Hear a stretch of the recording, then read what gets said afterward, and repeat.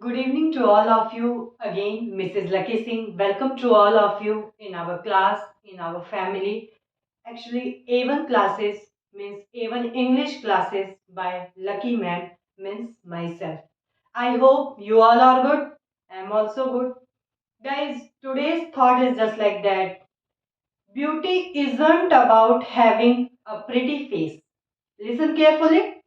Beauty isn't about having a pretty face. Actually, beauty is about having a pretty mind, a pretty heart and a pretty soul. मेरे कहने का मतलब ये है guys, मेरे बच्चा पार्टी, मेरे फ्रेंड्स, कि ब्यूटी जो होती है वो या सुंदरता जो होती है वो सुंदर फेस को नहीं दर्शाती है, मीन्स सुंदर चेहरे के बारे में नहीं होती है या बताती है। वो किसे बताती है? एक अच्छे मीन्स एक अच्छे और सुंदर दिमाग को बताती है, एक अच्छे हृदय का होना और एक अच्छी आत्मा का होना ही असली सुंदरता है, न कि केवल चेहरे की सुंदरता को हम सुंदरता में काउंट करें। गाइस, आज अभी 2-3 दिन पहले एक न्यूज आई आफ्ताब और श्रद्धा से रिलेटेड। काफी हैरान हूं मैं ये न्यूज देख के और काफी स्तब्ध भी। एक्चुअली मेरे पास कोई वर्ड नहीं है ये कहने के लिए कि आजकल की इस एजुकेशन और टेक्नोलॉजी के जनरेशन में हम जी रहे हैं। टेक्नोलॉजी का मेरे कहने का मतलब ये है कि इतने सारे टेक्नोलॉजी और इतने सारे प्लेटफॉर्म आ चुके हैं कि हम घर बैठे भी अपने आप को एजुकेटेड कर सकते हैं। मीन्स अपने बारे में सबसे पहले तो मैं ये बताऊं कि असल मायने में एजुकेटेड होना किसको कहते हैं। अगर मैं स्पेशली गर्ल्स के लिए बात करूं, if I talk about specially only girls, don't mind boys, girls के बारे में अगर मैं बात करूं तो एजुकेटेड किसको कहते हैं? शुरू से मैंने अपनी फैमिली में देखा है, सीखा है और आज भी मैं अपने आप को इसी चीज में डेवलप करती हूँ कि गर्ल्स के लिए एजुकेशन कोई आईएएस पीसीएस नहीं है या फिर कोई किसी कंपनी में जीएम की पोस्ट नहीं है या फिर इनकम टैक्स की पोस्ट नहीं है या फिर एजुकेशन मिनिस्टर हो जाना ये किसी लेडीज के लिए या गर्ल्स के लिए पूरी तरीके से एजुकेटेड होना नहीं होता है। पूरी तरीके से एजुकेटेड होना हम अपने आप को तभी मानेंगे गाइस या मान सकते हैं जब हम अपना अच्छा और बुरा समझ सकें और उस अच्छे और बुरे के लिए चाहे जो भी कदम उठाना पड़े हमें, हम उसे उठा सकें। देखा जाए तो आफ्ताब और श्रद्धा के मैटर में क्या हुआ? Shraddha was too educated, actually she is self employed also, लेकिन कहीं ना कहीं से वो अपना अच्छा बुरा नहीं समझ पाई जिसकी वजह से उसे अपना जान गंवाना पड़ा। और यहाँ तक कि जान गंवाना ही नहीं पड़ा, बहुत बुरी तरीके से गंवाना पड़ा। आई होप आप लोग न्यूज पढ़े होंगे।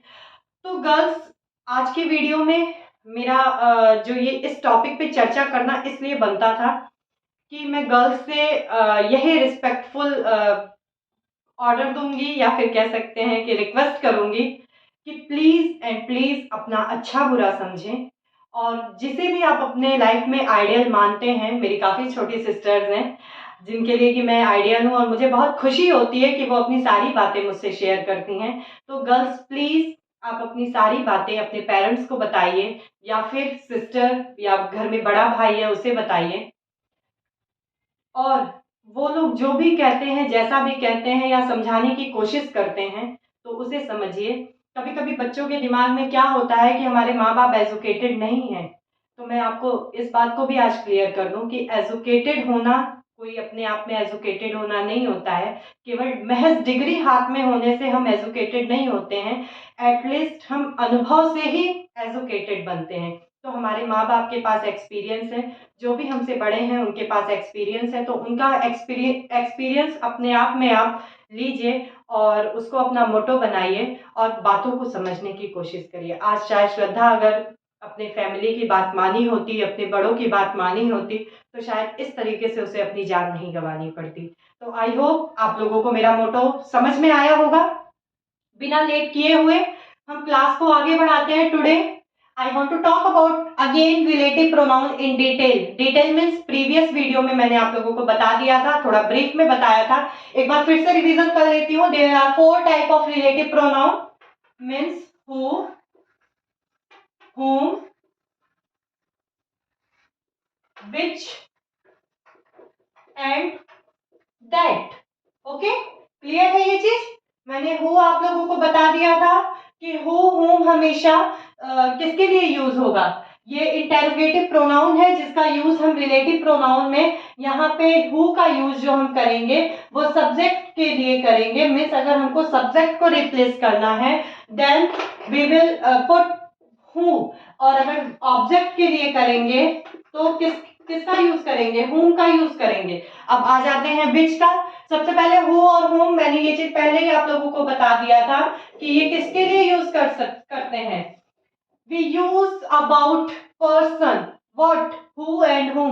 Who is replace about subject and whom is replace about object. आ जाते हैं विच की तरफ। विच किसके लिए यूज करते हैं हम, थिंग्स के लिए यूज करते हैं। इजी सी बात है, इजी सा कॉन्सेप्ट है। थिंग्स किसके लिए यूज करते हैं, विच के लिए यूज करते हैं, जहां पे ये सब्जेक्ट के रूप में भी होगा और ऑब्जेक्ट के रूप में भी होगा। ठीक है, मीन्स मेरे कहने का मतलब ये है गाइस, मेरे बच्चा पार्टी, मेरे फ्रेंड्स, हु और हुम जो होते हैं उसमें तो हमने क्लियर कर दिया कि पर्सन के लिए अगर सब्जेक्ट आता है तो हु और ऑब्जेक्ट आता है तो हुम। लेकिन जो थिंग्स का हमारा कॉन्सेप्ट है वहां पे केवल और केवल विच होगा, चाहे वो सब्जेक्ट हो या फिर ऑब्जेक्ट हो। क्लियर है ये चीज इतना? अब आ जाते हैं दैट के बारे में। दैट का भी जो कंक्लूजन है, कोशिश करूंगी आज ब्रीफ वीडियो में मैं इसको क्लियर कर दूं। दैट मैंने बताया था कि बोथ में लगता है। किसमें लगता है, बोथ में लगता है। अब आप कहोगे मैम कैसे बोथ में लगता है, कैसे हम समझेंगे कि कहाँ पे ये पर्सन के लिए यूज हो रहा है या थिंग्स के लिए यूज होता है। तो बेटा जो दैट होता है वो बोथ का यूज, मीन्स बोथ के लिए तब यूज होता है जहां पर एक ही सेंटेंस में या दो सेंटेंस को जब हमें रिलेटिव प्रोनाउन की वजह से रिलेट करना है, वहां पे जो दैट का यूज होता है वो पर्सन और थिंग दोनों का जिक्र हुआ रहता है, वहां पे हम दैट का यूज करते हैं। एग्जाम्पल के साथ आगे बताऊंगी आप लोगों को। फिलहाल आई होप ये कॉन्सेप्ट क्लियर है कि भाई पर्सन के लिए हमने हु और हुम रिलेट कर लिया। पर्सन को किससे रिलेट किया, हु और हुम को। अगर हम सब्जेक्ट को रिलेट कर रहे हैं तो हु लग जाएगा, ऑब्जेक्ट को रिलेट कर रहे हैं तो हुम लग जाएगा। एक एक्स्ट्रा नॉलेज और दूंगी, अगर पोजीशन को रिलेट कर रहे हैं तो हुज लग जाएगा। ठीक है, लेकिन थिंग्स में जो होता है वो विच, सब्जेक्ट और ऑब्जेक्ट दोनों के लिए लगता है। दैट जो यूज होता है वो बोथ के लिए यूज होता है। ठीक है, एग्जाम्पल के साथ समझते हैं, थियरी पे नहीं डिपेंड करते हैं। और इसीलिए अब मैं थोड़ा सा डेफिनेशन कराना भी बंद कर दी हूँ, क्योंकि बच्चे क्या करते हैं कि डेफिनेशन कॉपी में नोट कर लेते हैं लेकिन उसका मतलब नहीं समझ पाते हैं। तो अगर हमें कॉम्पिटेटिव लेवल तक की तैयारी करनी है तो डेफिनेशन पे मत जाइए, चीजों को समझिए। क्योंकि कॉम्पिटेटिव लेवल पे या किसी भी एग्जाम में, अगर हम बोर्ड से शुरू करें एग्जाम का लेवल, तो उसमें कभी भी डेफिनेशन नहीं आती है, एक्सरसाइज ही आता है। और एक्सरसाइज आप तभी कर पाएंगे जब आपका कॉन्सेप्ट क्लियर होगा। ठीक है, एक एग्जांपल लेते हैं। I met the man, I met the man, the man was a farmer. Listen carefully and watch carefully. It's too important example in the basis of competitive level and board exam also. Then please listen to carefully. I met the man. The man was a farmer. मतलब कहने का मतलब ये है कि I met the man. मैं एक आदमी से मिला. The man was a farmer. वो आदमी क्या था, या वह आदमी किसान था। अब यहाँ पे द मैन, आगे भी मैं अगर दो चार सेंटेंसेस में बढ़ाऊं तो द मैन। तो कॉन्सेप्ट को इजी करने के लिए ही we will use relative pronoun. There are 4 types of relative pronoun, who, whom, which and that. तो अब देखते हैं, इसमें से पहले हम देख लेते हैं कॉमन क्या है, क्योंकि जो चीज कॉमन होगा उसी को हटा के ही हम सेंटेंस को रिलेट करेंगे या फिर क्लॉजेस को आपस में जोड़ेंगे। व्हाट इज क्लॉज, मैं आगे की वीडियो में या फिर आगे जब टॉपिक आएगा तो मैं उसका कॉन्सेप्ट क्लियर करूंगी। अभी फिलहाल हमें रिलेटिव प्रोनाउन पे फोकस करने की जरूरत है। द मैन, भाई मुझे तो यही कॉमन दिख रहा है, आप भी देखो। आई मेड द मैन, किसके बारे में बात हो रही है, यहाँ पे मैन के बारे में बात हो रही है। तो अगर इसको मैं ऐसे लिख दूं बेटा कि I met the I met the man. अब भाई जो हमारा क्या था, relative pronoun, who, whom and that और विच। इसमें से गाइस पहला कॉन्सेप्ट तो हमारा क्लियर हुआ कि हु और whom, यहाँ पे किसकी बात हो रही है, पर्सन की बात हो रही है। We talk about person here, that's why we use here who or whom, but here is confusion of who and whom. We can't use whom, but why? You are thinking, but why? The man, मैं यहाँ पे किसको replace कर रही हूँ, subject को replace कर रही हूँ। मैं यहाँ पे किसको रिप्लेस कर रही हूँ, सब्जेक्ट को रिप्लेस कर रही हूँ। यहाँ वाला मैंने सेंटेंस ऐसे उतार दिया, आई मेट द मैन। क्योंकि मैं सब्जेक्ट को रिप्लेस कर रही हूँ इसलिए यहाँ पे सब्जेक्टिव केस हो जाएगा who. I met the man who was a farmer.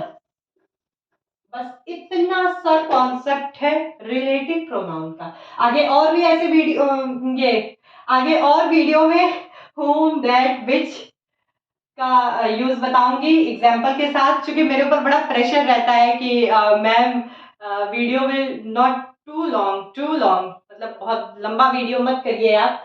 तो दैट्स वाई मैंने आज केवल हु का एग्जाम्पल बताया। आई होप आप लोगों का कॉन्सेप्ट क्लियर होगा। एंड प्लीज गर्ल्स, मैं फिर से वही बात कहूंगी कि मेरा मोटो याद रखिए और चीजों को और अपने अच्छे बुरे को समझने की कोशिश करिए। और ये रिलेटिव प्रोनाउन आप लोग अच्छी तरीके से कॉन्सेप्ट क्लियर करिए इसको। कल मैं एग्जाम्पल के साथ फिर एक वीडियो लेकर आऊंगी जिससे और भी ज्यादा कॉन्सेप्ट क्लियर हो जाएगा। उसके बाद हम आगे प्रोनाउन पढ़ेंगे। I hope you like my video and so please like, share and subscribe and please comment also. Okay, good night.